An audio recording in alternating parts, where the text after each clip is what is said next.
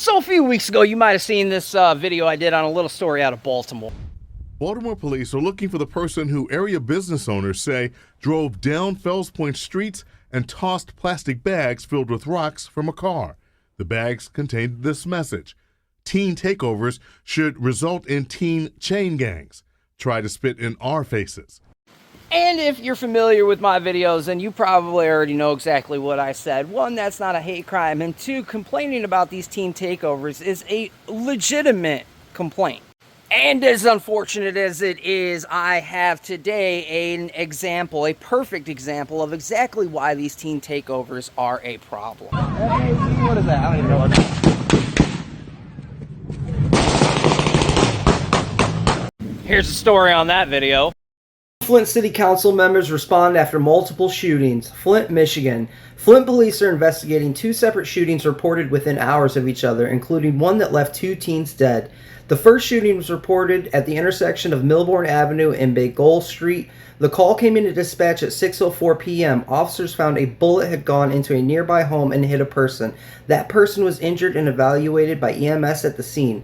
Less than 5 hours later, dispatch was called to another shooting at James P. Cole Boulevard and Stewart Avenue, nearly 4 miles away. Michigan State Police said a 16-year-old boy was shot and taken to hospital where he died. A 17-year-old who was also shot later died today from his injuries.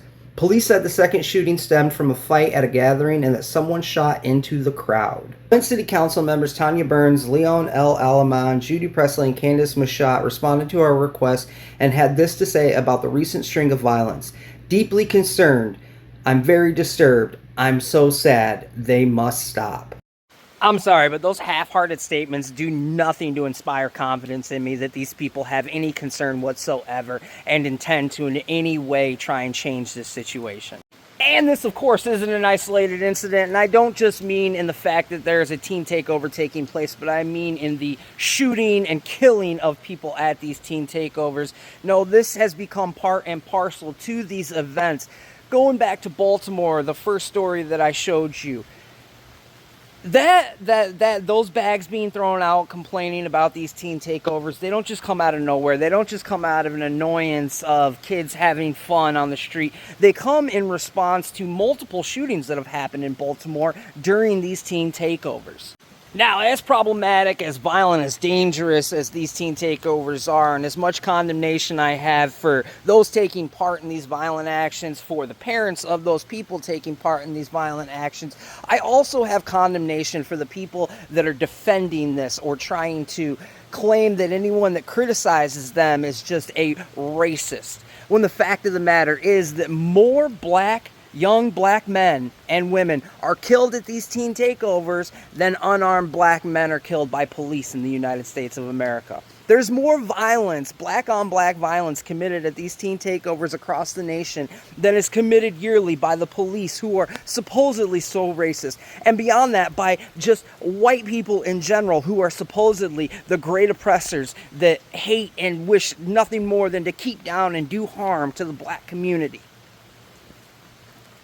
The only way that you can defend this is either to be completely ignorant or there are two real reasons. And they're not mutually exclusive. One being that you're taking the Denzel Washington, Alonzo training day approach of letting them wipe each other out.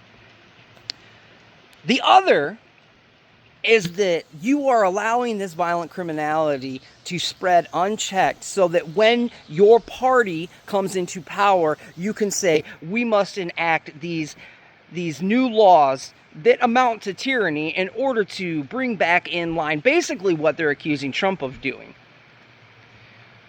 Those are the only reasons. It's the only way this makes sense, is if your goal is the destruction of black youth and inner city black communities. Because if you actually cared about these people in these communities, you would be doing everything in your power to put an end to these teen takeover events that keep on resulting in violence and criminality.